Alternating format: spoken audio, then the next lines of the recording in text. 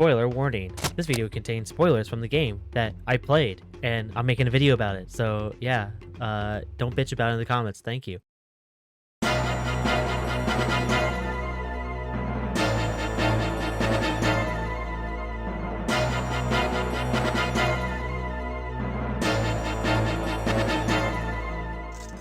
StarFox Adventures is a 2002 action-adventure game developed by Rare and published by Nintendo.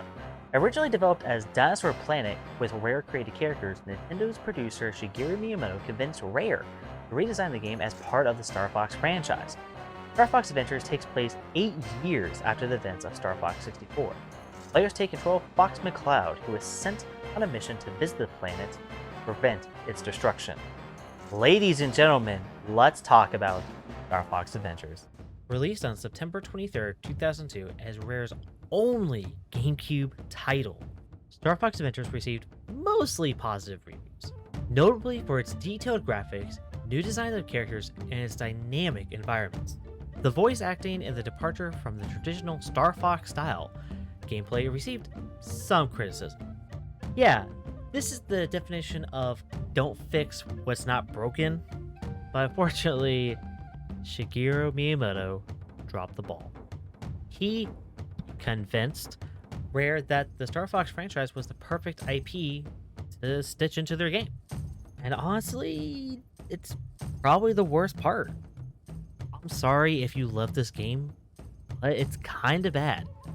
Now, before I take my criticism and shove it down your throat for the next 15 minutes, I will say I had a blast playing Star Fox Adventures.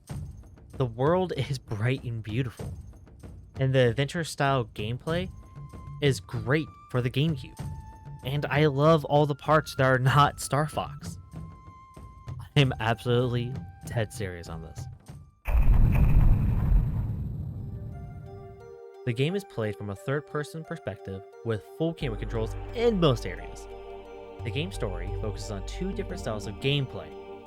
Adventure mode operates in a similar manner to that of the Zelda series, especially Ocarina of Time. A little side note, Zelda clones were kind of popular at the time, so... Usually a poor quality copy and paste of mechanics, but even with worse design. In Adventure mode, players control the game's protagonists as they can explore 13 different locations on foot, each of which unlocks when the player completes a specific task or acquires a new requisite skill in order to progress the story. Some of the gameplay mechanics are similar in fashion to those in the Zelda games. For example, SFA has a form of currency called scarabs that can be used to purchase healing items, new equipment, and maps of various locations. The main character's health is divided into hearts consisting of 4 segments and vaguely resembling Fox's head, with the player beginning with 3 hearts and earning a new one after completing each key stage of the story. The characters can climb ladders, ledges, swim, and jump between platforms, but oddly enough can't jump freely by themselves. Some areas require the player to solve a puzzle to acquire something or just to move on. And the game even features a day and night cycle. So far, nothing really to complain about. Take the best parts of Zelda and paint them Star Fox colors. Right?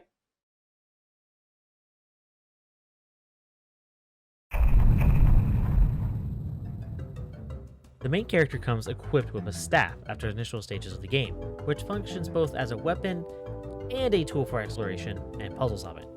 Okay, using the staff for puzzles can be both great and infuriating. Combat is mainly melee oriented, with players locking on to an enemy upon moving in close. And once in combat, an enemy's health is displayed as a heart icon above them. Players are able to strafe and roll around a target to dodge attacks, while using the staff to either block incoming attacks or attack an enemy. Unfortunately, Star Fox Adventure suffers from the short-sightedness of combat design with regard to the world design. Most combat interactions are either whack till they're dead, or, and stay with me on this one, freeze them, then whack until they're dead. The combat can be very rinse and repeat once you unlock the freeze blast. The staff upgrades can and do allow some versatility in combat, but it's mostly for a visual gimmick. As a tool, the staff can be used to open containers, operate mechanisms, or lift up stones to uncover hidden caves and boulders to find items. One of the upgrades to the staff is to open these really cool looking doors. But it's so mundane and lame. It sucks the joy out of using it.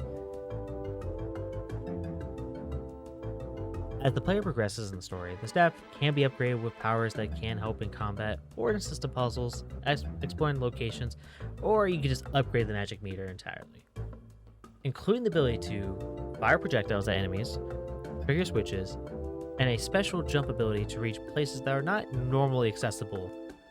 The staff feels more like an extension of the player than a tool or item, and using the upgrades to explore the world is absolutely a step in the right direction. Wish the game devs did more with that. Ooh, I found another fuel cell. Oh my gosh. However, using the staff upgrades requires magical energy, which the player can recover by retrieving special crystals from the environment.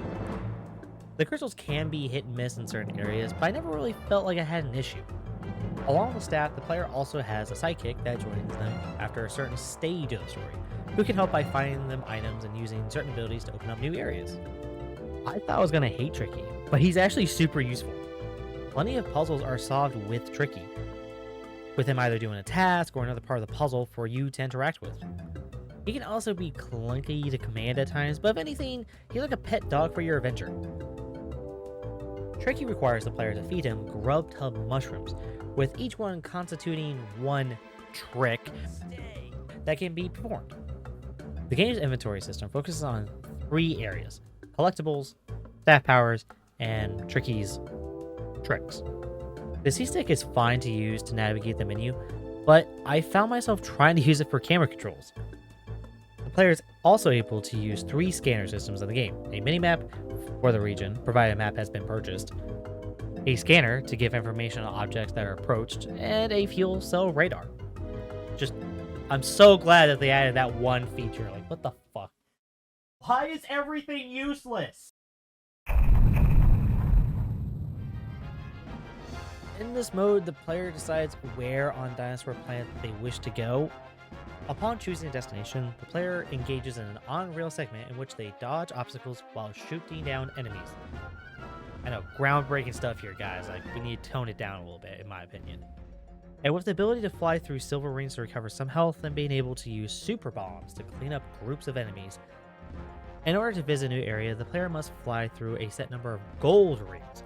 Each segment has about 10 gold rings, which StarFox veterans will probably enjoy since it's a clear upgrade to the flying system in previous titles, but it's ultimately unneeded and can get kind of annoying as you progress through the story, as all it does is just hold the gameplay for an Arwing segment just because it's a StarFox game. In addition, the player must also require a certain amount of fuel cells during the adventure mode. Okay, cool. So, like, is there any reason to backtrack for cool goodies or anything? I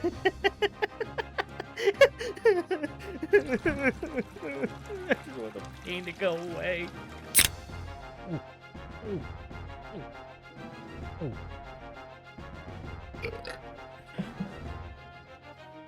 No. There is nothing. It's a literal waste of a game mechanic. Yes, you can backtrack with your new abilities to grab more, but you always have plenty wherever you need to use the Arwing. It's just a shiny thing to collect to add value, which I can appreciate that it gives me a reason to explore its beautiful world, but since it feels so useless, it's just a waste of time.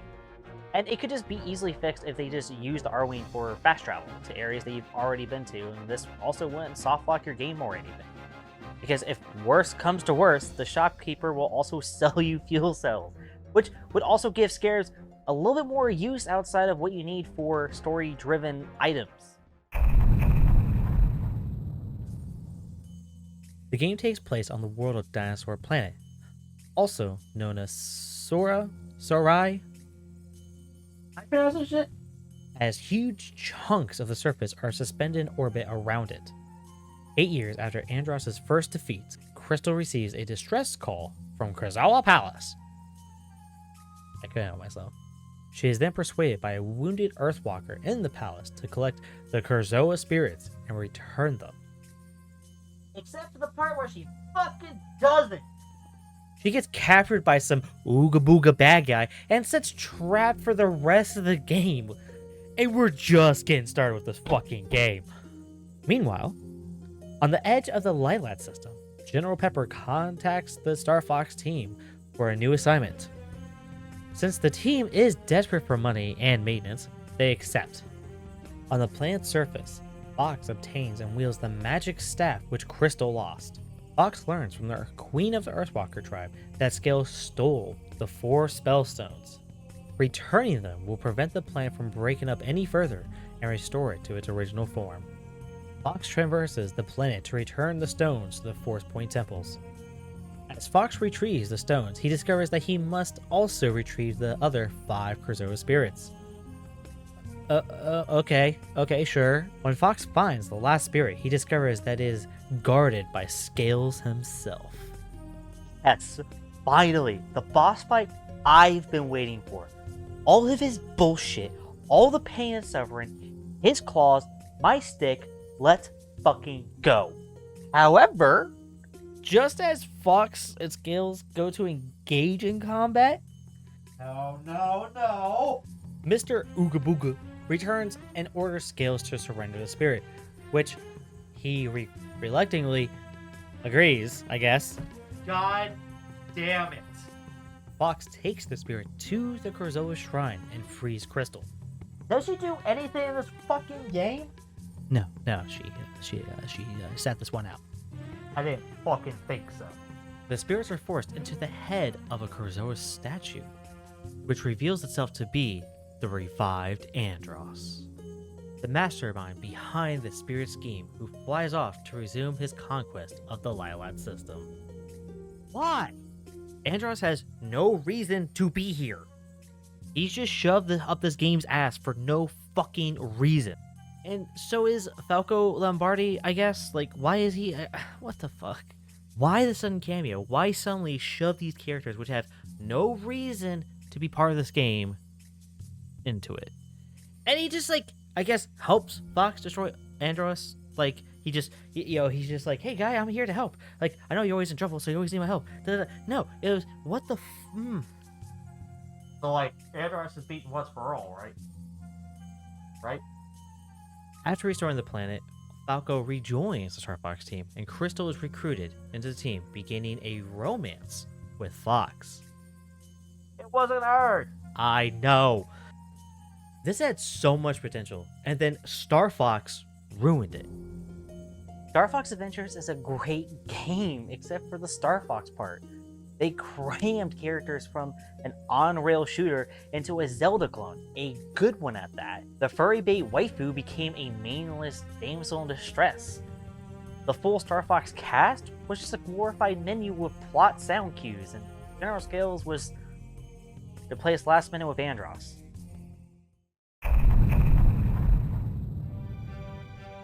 Pete Fox as a co-main character. He crashes on Dinosaur Planet because of the planet's gravity/asteroid belt.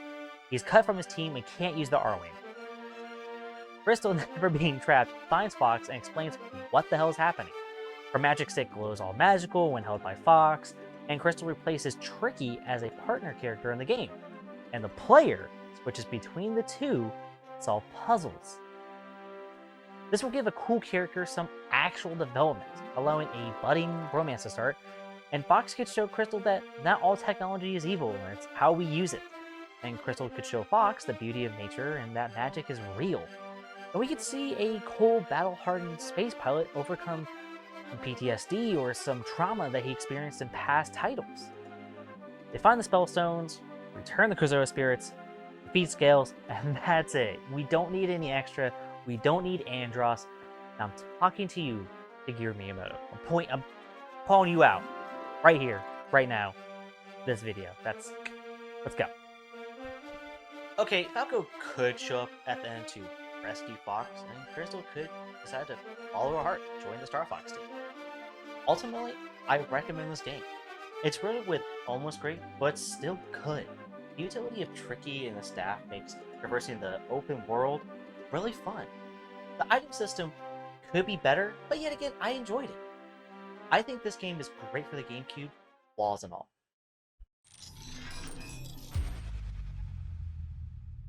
Alright guys, hope you liked what you see. Please comment, like, and subscribe. Yes, this is the end. That's like this this whole adventure has been a thing. And I mean I'm serious. StarFox Adventure basically picked up where me and the wonderfully talented Shadow X with his amazing talent for creative ideas and funny things to add into my videos. I'm so glad that he actually came back to do this, and it was one of those things that like we weren't really playing in it. It just kind of like, hey, how about this? Oh, okay, what about this? I only wish that like I never lost any of the footage. Like I think he's probably lost like another 5 hours of footage, you know, for the end of the game. Like I rage quitted. I you know, I was getting so frustrated. I was getting so angry towards the end of it because like the controller I was using was complete garbage.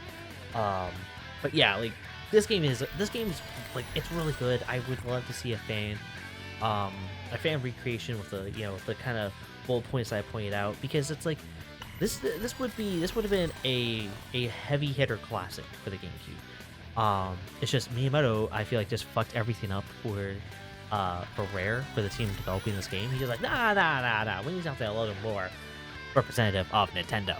And fuck him. I feel like that's the one thing I will never forgive Miyamoto for.